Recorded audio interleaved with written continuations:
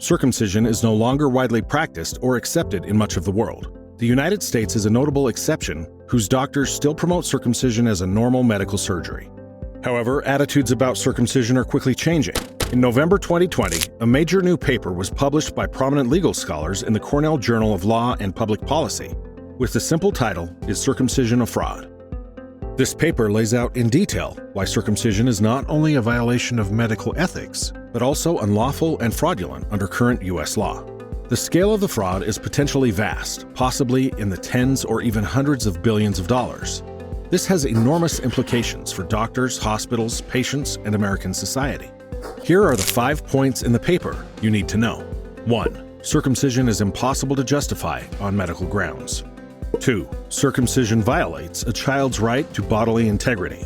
3. Nontherapeutic circumcision constitutes criminal assault and battery under U.S. law. 4. Doctors routinely withhold critical information regarding circumcision, which is a breach of trust and a violation of medical ethics. And 5. The American Academy of Pediatrics, or AAP, has knowingly misrepresented the risks and complications of circumcision, which is fraud. We'll briefly explain each point. First, non-therapeutic circumcision is impossible to justify on medical grounds. This view is widely accepted in the international medical community. But U.S. doctors present circumcision as a normal and routine procedure. In reality, circumcision is a harmful, unnecessary, and irreversible surgery that removes important healthy tissue that can never be replaced. 38 international medical authorities have spoken out that circumcision is unethical, unlawful, and violates a doctor's Hippocratic oath to do no harm. For these reasons, circumcision is impossible to justify as normal or routine. Second, circumcision violates a child's right to bodily integrity. A cherished American ideal is that its citizens have the right to life, liberty, and the pursuit of happiness. The Supreme Court has ruled that no right is more carefully guarded than the right of every individual to be free and safe from harm. Parents, however, do not have the right to consent to unnecessary surgery.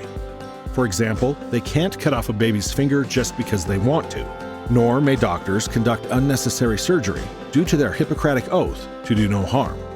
Which leads to the third point. Circumcision is criminal assault. In simple terms, circumcision is violence, not medicine. When surgery is performed on a child without informed legal consent, under U.S. law, it is considered assault, battery, and child abuse. Internationally, circumcision is viewed as child violence, not medicine. The United Nations Partner Council on Violence Against Children has stated that circumcision is a gross violation of a child's rights. Fourth, circumcision is a breach of patient trust and a violation of a doctor's medical ethics. Before performing any surgery, doctors must always obtain informed consent from patients or parents.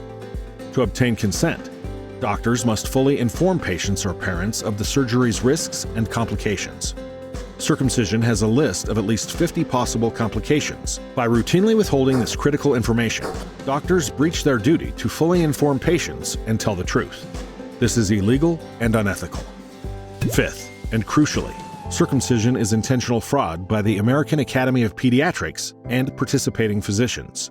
Parents are being deceived into routinely performing surgery that has no meaningful childhood benefits, yet carries significant risks and a lifetime of harm. Internationally, the medical rule is to never operate unnecessarily on healthy children. The AAP knows this, but still positions circumcision as a normal and beneficial procedure. This is so their doctors can be reimbursed for the procedure from insurance companies and taxpayers. Medicaid and insurance companies pay for at least 1/3 of circumcisions.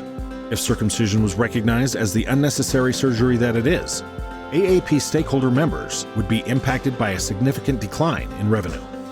This is fraud. The AAP knows circumcision is harmful and unnecessary, but they continue to endorse it publicly so their doctors can continue to profit. This is wrong and illegal. Know the facts, know your rights, and help us stop the fraud that is circumcision. If you want to learn more, visit www.circumcisionisafraud.com.